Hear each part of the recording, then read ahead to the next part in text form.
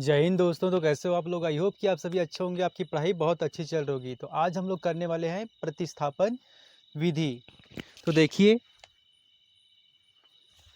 क्या कह रहा है हमारा क्वेश्चन, प्रतिस्थापन विधि द्वारा हमको हल करना है इस समीकरण को। तो देखिए क्या कर रहा है, रैखिक समीकरण युग्म को प्रतिस्थापन विधि से हल कीजिए। एक तो हम लोग 10वीं क्लास में पढ़ते हैं विलोपन विधि और एक पढ़ते हैं प्रतिस्थापन विधि। तो चलिए इस क्वेश्चन को हम लोग बहुत आसानी से समझते हैं। तो देखिए सबसे पहले हमारा क्वेश्चन क्या कह रहा है, हमारा क्वेश्चन कह रहा है प्रतिस्थापन विधि से हल करना है। तो देखिए हमारा क्वेश्चन है, पहला समीकरण दे दिया है x plus 3y equal to 6 और दूसरा समीकरण क्या दे दिया है 2x minus 3y equal to 12। तो देखिए यहाँ से सबसे पहले हमको चलिए यहाँ से हल करना है। तो जो पहला समीकरण दिया है, पहला इक्वेशन दिया है, उसको समीकरण 1 मान लेना है और जो दूसरा समीकरण दिया है उसको समीकरण 2 नाम हमको क्या कर देना है, दे देना है। तो प्रति का मतलब होता है कॉपी करना है हमको, किसी एक समीकरण से एक वैल्यू हम निकालेंगे एक्स का, ठीक है, किसी भी एक समीकरण से, और उस मान को जो दूसरे समीकरण बचेगा उसमें हमको रखना है। यही क्या कहलाता है, प्रतिस्थापन। तो चलिए एक एक करके स्टेप बाय स्टेप इस क्वेश्चन को सॉल्व करते हैं। तो देखिए सबसे जो इजी रहेगा, सबसे पहले हमको काम करना है, जो सबसे इजी समीकरण रहेगा उसी समीकरण को हमको क्या कर लेना है, ले लेना है। तो इसमें सबसे इजी क्या कौन सा समीकरण दिख रहा है, ये पहला वाला, ठीक है। तो चलिए इसी पहले वाले समीकरण से हम लोग एक्स का मान को निकाल लेते हैं। तो देखिए समीकरण यहाँ पर लिख देता हूँ और लिखना पड़ेगा स्टेप बाय स्टेप।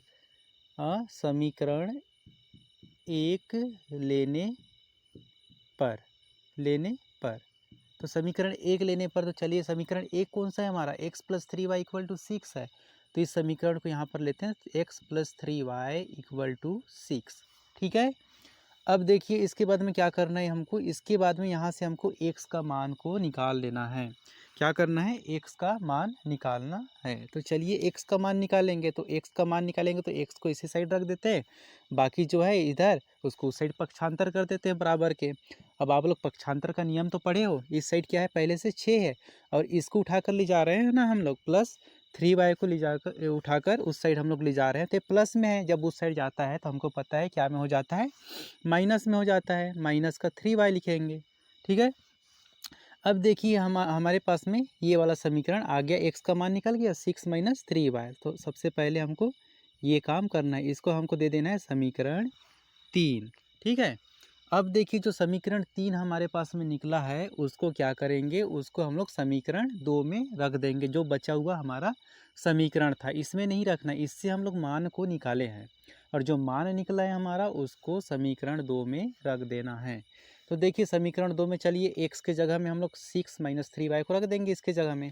तो पहले से क्या है, अब देखिए यहाँ पर लिखना पड़ेगा x का मान, यहाँ पर लिखना है समीकरण 2 में रखने पर, ठीक है।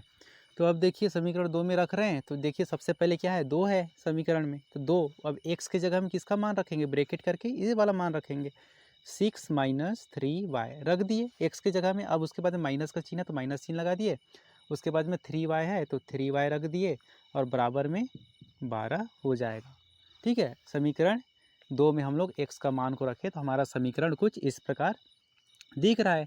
अब इस समीकरण को हमको स्टेप बाय स्टेप सॉल्व करते जाएंगे तो इधर हमको y का मान मिल जाएगा। तो चलिए सॉल्व करते हैं। तो सॉल्व करते हो सबसे पहले इस ब्रैकेट को सॉल्व कर लेते हैं, ठीक है। तो देखिए ब्रैकेट के बाहर में 2 है तो इसके साथ भी गुणा करना पड़ेगा और इसके साथ भी गुणा करना पड़ेगा, और गुणा जब भी करेंगे तो चिन्ह के साथ में करेंगे, तो प्लस प्लस क्या हो जाएगा, प्लस सामने में रहता है तो नहीं लिखते, 6 दूनी कितना हो जाएगा 12, और प्लस और माइनस क्या होता है, माइनस होता है, और 2 तिया 6 हो जाएगा, ठीक है। 2 का गुणा 3 के साथ में करेंगे, उसके साथ में क्या लगा हुआ है, y, तो y लगा देते हैं। अब इसका काम हो गया, गुणा कर लिए, उसके बाद में क्या है, माइनस का चिन्ह है और 3y है, बराबर हो जाएगा हमारा 12। यहाँ तक समझ में आ गया होगा। अब देखिए इसको और सॉल्व करते हैं, क्या कर सकते हैं, देखिए इसके पास भी y है और इसके पास भी y है, दोनों एक ही कास्ट के हैं, ठीक है, एक ही प्रकार के हैं, तो इसको हम लोग घटा सकते हैं, जोड़ सकते हैं। तो चलिए क्या करेंगे, 12 को तो कुछ नहीं कर सकते, जैसा का वैसे करते हैं। अब देखिए इसके सामने माइनस है और इसके सामने माइनस, इसको कैलकुलेशन कर रहे हैं थोड़ा हल, तो माइनस माइनस तो होता है हमको पता है, प्लस होता है, मतलब जोड़ना पड़ेगा। 6 और 3 को जोड़ेंगे तो कितना हो जाएगा, ये 9 हो जाएगा, ठीक है। और बड़ी संख्या के सामने कौन सा चिन्ह है, माइनस का चिन्ह है, इसलिए माइनस का चिन्ह हमको लगाना पड़ेगा। तो 9 हो जाएगा और क्या है इनके साथ में y इक्वल टू हो जाएगा 12। यहाँ तक समझ में आया? एक बार और बता देता हूँ। माइनस माइनस हो जाएगा प्लस, मतलब 6 और 3 को जोड़ेंगे तो 9 हो जाएगा और बड़ी संख्या के सामने कौन सा चिन्ह है? माइनस का चिन्ह, इसलिए माइनस चिन्ह हमको लगाना पड़ेगा। इधर क्या बचा हुआ है? 12। अब चलिए इसको और सॉल्व करते हैं। तो ये 12 को उठाकर उस साइड भिजा देते हैं हम लोग, ठीक है।